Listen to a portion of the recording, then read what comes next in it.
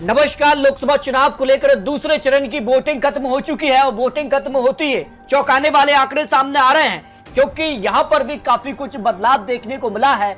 और जो ताजा रुझान है उस हिसाब से किसका पलड़ा भारी नजर आ रहा है, क्योंकि जीत के अपने अपने दावे तो किए जा रहे हैं, लेकिन दूसरे चरण की वोटिंग ने एक बार फिर से चौंका दिया है। 2019 के मुकाबले इस बार क्या कुछ आंकड़ा बना है। कई ऐसे राज्य रहे हैं जहां वोटिंग परसेंटेज में गिरावट देखने को मिली है। उत्तर प्रदेश में कम वोटिंग, जबकि त्रिपुरा में ज्यादा वोटिंग देखनी है। पश्चिम बंगाल में भी मतदान प्रतिशत में इजाफा देखने को मिला है। तो दूसरे फेज के लिए 2019 में करीब 70% वोटिंग हुई थी इन 88 सीटों के लिए। सबसे ज्यादा मणिपुर में 84% और सबसे कम बेंगलुरु दक्षिण में। लेकिन इस बार माहौल बदल गया है और दूसरे फेज की अगर बात की जाए उत्तर प्रदेश में इस बार कम वोटिंग देखने को मिली है। 53% वोटिंग देखने को मिली है। महाराष्ट्र में भी कम वोटिंग हुई है। मध्य प्रदेश में 55, राजस्थान में करीब 60% वोटिंग हुई है। तो इसके क्या मायने निकाले जा रहे हो। जो ताजा रुझान है दूसरे फेज की 88 सीटों के लिए वो भी महत्वपूर्ण है, क्योंकि जीत के अपने अपने दावे तो किए जा रहे हैं, लेकिन किसकी जीत के दावे में कितना दम है इसको लेकर कुछ महत्वपूर्ण। लेकिन जनता ने बड़े बड़े दिग्गज नेताओं की किस्मत का फैसला ईवीएम में कैद कर दिया है, लेकिन किसके पक्ष में कौन गया है इस पर जो ताजा रुझान है उसको लेकर यहां पर बात की जाए तो 2019 में इन 89 सीटों के लिए एनडीए को 61 सीटें, इंडिया गठबंधन को 22 और अन्य के पक्ष में 5 सीटों पर जीत मिली थी। लेकिन इस बार काफी कुछ बदलाव देखने को मिला है और 2019 के मुकाबले इस बार कई राज्यों में उलटफेर या वोट परसेंटेज में भी देखने को मिला है। तो कहां कितना बड़ा उलटफेर हो सकता है। बिहार की 5 सीटों पर जो आंकड़े सामने आ रहे हैं, जो वोटिंग परसेंटेज है वो भी आंकड़े आपको दिखाएंगे। लेकिन इससे पहले किशनगंज में यहां पर सीधे तौर पर त्रिकोणीय टक्कर देखने को मिल रही है। या जेडीयू से यहां पर मुजाहिदीन और कांग्रेस ने जावेद को यहां चुनावी मैदान में उतारा है। कटिहार सीट पर भी काफी कड़ी टक्कर देखने को मिल रही है। जेडीयू की सीट थी, लेकिन जेडीयू ने गोस्वामी विशेष कांग्रेस ने यहां पर तारिक को चुनावी मैदान में उतारा है। पूर्णिया सीट के लिए जेडीयू सीट है, लेकिन जेडीयू से कुशवाहा विशेष आरजेडी और भीमा भारती के बीच यहां पर यानी पप्पू यादव के बीच भी कड़ी टक्कर देखने को मिल रही है। भागलपुर सीट को लेकर यह जेडीयू की सीट थी और जेडीयू ने मंडल विशेष कांग्रेस ने अजीत शर्मा को चुनावी मैदान में उतारा है। तो बिहार को लेकर दूसरे फेज के लिए जो मतदान है वो 53% मतदान देखने को मिला है। इसके अर्थ अलग अलग तरीके से निकाले जा रहे हैं, यानी एवरेज मतदान जो हुआ है वो किसकी तरफ इशारा कर रहे हैं, क्योंकि ज्यादा कुछ बदलाव देखने को नहीं मिल रहा है। लेकिन जिस कार से यहाँ पर जो उत्साह की बात की जा रही थी कि इस बार जो है वोट परसेंटेज हर एक बूथ पर यहाँ पर जो है वोट परसेंटेज बढ़ाया जाएगा, इसका फायदा सीधे तौर पर क्या भारतीय जनता पार्टी को मिलेगा या कांग्रेस इंडिया गठबंधन को मिलने जा रहा है। देखिए बिहार की 5 सीटों के लिए यहाँ जेडीयू को 4 सीटें और 1 सीट कांग्रेस ने 2019 में हासिल की थी। इस बार जो अनुमान है यहाँ भारतीय जनता पार्टी 1 सीट और 4 सीटों पर इंडिया गठबंधन का पलड़ा बाहरी नजर आ रहा है। यानी जो गठबंधन बना है यहाँ पर भारतीय जनता पार्टी एनडीए में नीतीश कुमार फिर वापसी कर गए हैं, इसका नुकसान दिखाई दे रहा है। नीतीश कुमार को नुकसान हो सकता है, जिस कार की संभावना है नीतीश कुमार का वोट शेयर आरजेडी कांग्रेस की तरफ शिफ्ट होता नजर आया है, जिस कार की खबर सामने आई और 1 सीट पर भारतीय जनता पार्टी को भी जीत मिलने की संभावना दिखाई दे रही है। यानी भारतीय जनता पार्टी को फायदा मिल रहा है, लेकिन नुकसान नीतीश कुमार को हो सकता है। इसका अनुमान दूसरे फेज के लिए या बिहार को लेकर लगाया जा रहा है। जबकि छत्तीसगढ़ में भी 3 सीटों पर करीब 72% वोटिंग हुई है 5 बजे के आंकड़ों के हिसाब से। तो छत्तीसगढ़ की 3 सीटों पर भी कड़ी टक्कर देखने को मिली। इस बार वीआईपी सीटों की बात की जाए तो राजसमंद गांव संतोष पांडे विशेष कांग्रेस से पूर्व सीएम भूपेश बघेल चुनावी मैदान में रहे, तो यहां कांटे की टक्कर देखने को मिल रही है। महासमुंद रूप कुमारी विशेष ताम्रध्वज साहू के बीच भी यहां पर कांटे की टक्कर है। कांकेर से भोजराज नाग विशेष वीरेश ठाकुर के बीच यहां पर किस कार की टक्कर है, जनता का क्या रुझान सामने आ रहा है। छत्तीसगढ़ के लिए अगर बात की जाए तो 72% से ज्यादा मतदान यहां देखने को मिला है, यानी बंपर वोटिंग देखने को मिली है। तो इसका फायदा क्या सत्ता पक्ष को मिलने जा रहा है, जिस कार की बात कही जा रही थी। तो यहां पर सभी सीटों पर भाजपा ने जीत हासिल की थी 2019 में। इस बार माना जा रहा है कि 2 सीटों पर तो भारतीय जनता पार्टी आराम से जीत रही, लेकिन 1 सीट के लिए संघर्ष करना पड़ सकता है। भूपेश बघेल सीट को लेकर जो अनुमान यहां पर सामने आ रहे हैं। कर्नाटक में 14 सीटों पर वोटिंग खत्म हो चुकी है दूसरे फेज के लिए। कर्नाटक में भी जो सियासी गणित रहा है, जो चुनावी एनालिसिस रहा है, वो पूरी तरह से बदलता नजर आया है। 2019 में 12 सीटें एनडीए तो इंडिया गठबंधन 1 सीट और अन्य के पक्ष में 1 सीट रही थी, लेकिन इस बार पूरा गणित बदल रहा है, क्योंकि कर्नाटक में विधानसभा चुनाव कांग्रेस जीत हासिल की है। लेकिन इस बार जिस खास उम्मीदवार उतरे हैं चुनावी मैदान में, उसमें भी काफी प्रबल दावेदार चुनावी मैदान में रहे हैं। उस हिसाब से कर्नाटक का जो सियासी गणित है वो बदलता नजर आया है। 14 सीटों पर बड़े बड़े दिग्गज नेता अपनी किस्मत का फैसला ईवीएम में करा चुके हैं कैद, लेकिन जनता का जो रुझान रहा है वो किसके पक्ष में इशारा करता नजर आया है। हालांकि यहाँ पर बात की जाए तो एवरेज मतदान ही देखने को मिला है, करीब 50% के करीब मतदान यहाँ देखने को मिला है जो 5 बजे के आंकड़े रहे हैं। अगर बात की जाए तो यहाँ पर कर्नाटक को लेकर 14 सीटों का जो गणित है वो पूरी तरह से बदलता नजर आ रहा है, क्योंकि बम्पर वोटिंग जो यहाँ पर दावा किया जा रहा था कि ज्यादा मतदान का फायदा भारतीय जनता पार्टी को होगा, लेकिन वो आंकड़ा दिखा नहीं है कर्नाटक में। तो 4 सीटों पर भारतीय जनता पार्टी, 10 सीटों पर कांग्रेस पार्टी इंडिया गठबंधन का पलड़ा भारी नजर आया है। लेकिन माहौल किस तरफ गया है ये जनता ने तय कर दिया है। तो कर्नाटक में भी बड़ा उलटफेर देखने को मिल रहा है। असम में 5 सीटों पर करीब 70% से ज्यादा मतदान देखने को मिला है। 5 सीटों को लेकर बात की जाए 2019 में 4 सीटों पर भारतीय जनता पार्टी, जबकि 1 सीट कांग्रेस ने जीत हासिल की थी। लेकिन इस बार जो अनुमान है उस हिसाब से भारतीय जनता पार्टी को 4 सीट पर और कांग्रेस को भी 1 सीट पर जीत का अनुमान हो सकता है, जिस कार की संभावना दिखाई दे रही है। जबकि केरल की 20 लोकसभा सीटें भी महत्वपूर्ण मानी जा रही हैं। 2019 में यहां पर एनडीए को 0 सीट मिली थी, जबकि यूपीए गठबंधन एलडीएफ को यहां पर 1 सीट और यूडीएफ को 18 सीटों पर जीत मिली थी। केरल की 20 लोकसभा सीटों के लिए महत्वपूर्ण सीट मानी गई है।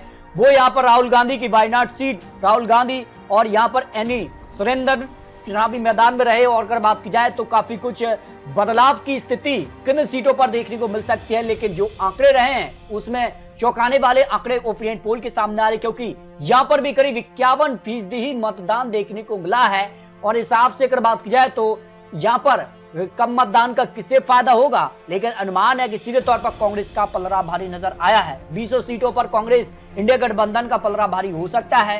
हालांकि 2014 में यूडीएफ को 12 सीट मिली थी, 2019 में यहाँ पर 19 सीटें, लेकिन इस बार सभी 20 सीटों पर जीत का अनुमान दिखाई दे रहा है। भाई बात की जाए मध्य प्रदेश की 7 सीटों पर दूसरे फेज में भी वोटिंग हो चुकी है। इस बार कई बड़े दिग्गज नेताओं की किस्मत का फैसला ईवीएम में कैद हुआ है। खुजराहो से यहाँ पर वीडी शर्मा जो भारतीय जनता पार्टी के प्रदेश अध्यक्ष हैं, और यहाँ पर बात की जाए बड़ी सीटों में उनका नाम है। इसके अलावा बात की जाए तो कई बड़े उम्मीदवार इस बार चुनावी मैदान में रहे। मध्य प्रदेश के लिए करीब 55% से ज्यादा मतदान देखने को मिला है।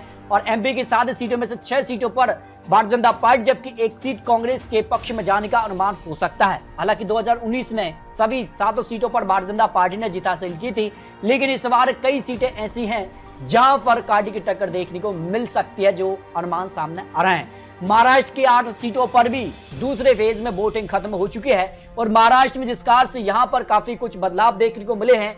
और यहाँ पर बात की जाए तो जो उम्मीदवार भी रहे हैं वो यहाँ पर जिस कार से आमने सामने रहे हैं, पहले एक पार्टी में थे लेकिन इस बार 2 पार्टियों में बट गए हैं उम्मीदवार। तो इस बार जनता का मन किसके पक्ष में गया है उस पर कुछ महत्वपूर्ण आंकड़े सामने आ रहे हैं। यवतमाल वसीम या सिंधे गुट से, जबकि हेमंत सिंधे गुट चुनावी मैदान में रहे, जबकि संजय कुमार यहाँ पर उद्धव गुट से आमने सामने रहे। पहले एक ही पार्टी से चुनाव लड़े लेकिन अब एक दूसरे के खिलाफ चुनावी मैदान में रहे हैं। तो ऐसे में महाराष्ट्र की जनता काफी महत्वपूर्ण हो जाती है। तो महाराष्ट्र में क्या कुछ बन सकता है इन 8 सीटों की अगर बात की जाए तो वोट परसेंटेज में करीब 64% मतदान देखने को मिला है। यानी सीधे तौर पर बात की जाए तो यहाँ पर वोट परसेंटेज में भी यहाँ पर बढ़त है और उसका कितना फायदा मिलेगा, लेकिन ये माना जा रहा है कि यहाँ कांटे की टक्कर देखने को मिल रही है। तो 8 सीटों की अगर बात की जाए तो 2019 में यहाँ पर जब शिवसेना भारतीय जनता पार्टी की थी तब उनको 4 सीटें, भाजपा को 3 और 1 सीट निर्दलीय जीत हासिल की थी। लेकिन इस बार काफी कुछ बदल चुका है। अब यहाँ पर उद्धव गुट इंडिया गठबंधन के साथ, जबकि सिंधे गुट यहाँ भारतीय जनता पार्टी के साथ है। तो 3 सीटों पर भारतीय जनता पार्टी, जबकि 5 सीटों पर उद्धव गुट कांग्रेस का पलड़ा भारी है। यहाँ पर जो आंकड़े बन सकते हैं जिस कार का अनुमान सामने आ रहा है। भाई बात की मणिपुर को लेकर तो मणिपुर को लेकर 1 सीट है और यहाँ करीब 76% से ज्यादा मतदान देखने को मिला है। मणिपुर की सीट पर फिलहाल यहाँ पर अन्य का पलड़ा भारी है, लेकिन कांग्रेस इस सीट पर दबदबा बना सकती है जिस कार का अनुमान सामने आ रहा है। राजस्थान की 13 सीटों पर भी दूसरे फेज पर वोटिंग खत्म हुई है। कई सीटें ऐसी रही हैं जहां बड़े बड़े दिग्गज नेता चुनावी मैदान में रहे हैं। टोंक से सवाई माधोपुर सीट पर सुखबीर सिंह विशेष हरीश मीणा के बीच कांटे की टक्कर देखने को मिल रही है। अजमेर से भागीरथ विशेष रामचंद्र चुनावी मैदान में रहे, इनकी किस्मत का फैसला ईवीएम में कैद हो चुका है। पाली से पीपी चौधरी विशेष संगीता बेनीवाल यहाँ पर आमने सामने रहे हैं। जोधपुर से गजेंद्र सिंह शेखावत विशेष करण सिंह के बीच आमने सामने की टक्कर में कौन आगे दिखाई दे रहा है, इसको लेकर महत्वपूर्ण आंकड़े यहां पर सामने आए हैं। भाई बात की जाए उदयपुर से मुन्ना लाल रावत विशेष, ताराचंद मीणा, बांसवाड़ा से महेंद्रजीत विशेष है, बीएपी राजकुमार रोत। यहाँ पर चित्तौड़गढ़ भी काफी महत्वपूर्ण सीट रही है। राजसमंद, भीलपाड़ा, कोटा से ओम बिरला भारतीय जनता पार्टी के लोकसभा अध्यक्ष और प्रहलाद गुंजल के बीच यहाँ पर आमने सामने की टक्कर रही है। तो क्या कुछ आंकड़ा बन सकता है? राजस्थान को लेकर करीब 59% यहाँ मतदान देखने को मिला है। 13 सीटों पर 2019 में भारतीय जनता पार्टी ने जीत हासिल की थी, लेकिन इस बार 10 सीटों पर पलड़ा भारी है। कांग्रेस 3 सीटों पर टक्कर दे सकती है, लेकिन पलड़ा यहां भारतीय जनता पार्टी का भारी नजर आ रहा है। त्रिपुरा की एक सीट पर भारतीय जनता पार्टी को जीत मिल रही है। 76% से ज्यादा यहां पर भी मतदान देखने को मिला है। यूपी की 8 सीट दूसरे फेज के लिए भी महत्वपूर्ण रही है और दूसरे फेज के लिए वोटिंग परसेंटेज ने उत्तर प्रदेश में चौंका दिया है। कम वोटिंग परसेंटेज देखने को मिली है।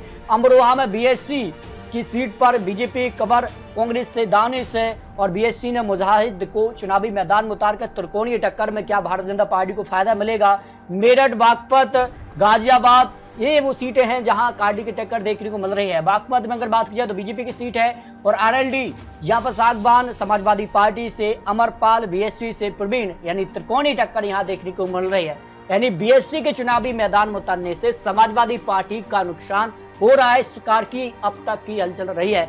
तो 52% से ज्यादा मतदान यहां पर देखने को मिला है, लेकिन भारतीय जनता पार्टी को इन 8 में से 6 सीटों पर पलड़ा भारी है। 2 सीटों पर समाजवादी पार्टी कांग्रेस गठबंधन की टक्कर हो सकती है, जिस कार के अनुमान उत्तर प्रदेश को लेकर लगाया जा रहे हैं। बंगाल के 3 सीटों पर भी बम्पर वोटिंग देखने को मिली, 72% से ज्यादा वोटिंग देखने को मिली है।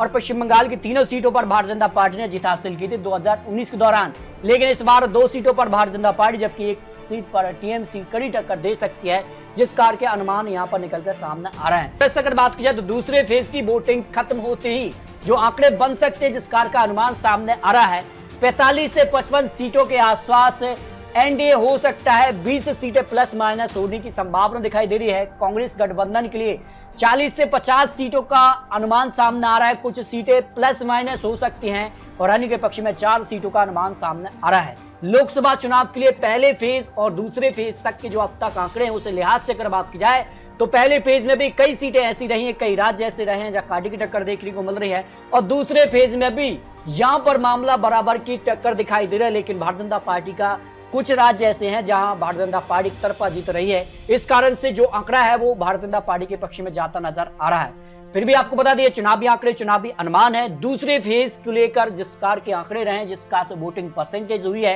वो जनता ने बड़े बड़े दिग्गज नेताओं की किस्मत का फैसला ईवीएम में कैद कर दिया है। तो 4 जून को नतीजे सामने आएंगे, लेकिन इसके अलावा लोकसभा की सभी 543 सीटों पर भी महत्वपूर्ण विश्लेषण आपको दिखाने जा रहे हैं। तो आपको क्या लगता है 2024 के लिए दूसरा फेज कितना महत्वपूर्ण है? दूसरे फेज में किसको बढ़त मिल सकती है? इस पर आप रख सकते हैं। मिलते हैं लेटेस्ट और महत्वपूर्ण विश्लेषण के साथ, तब तक के लिए जय भारत।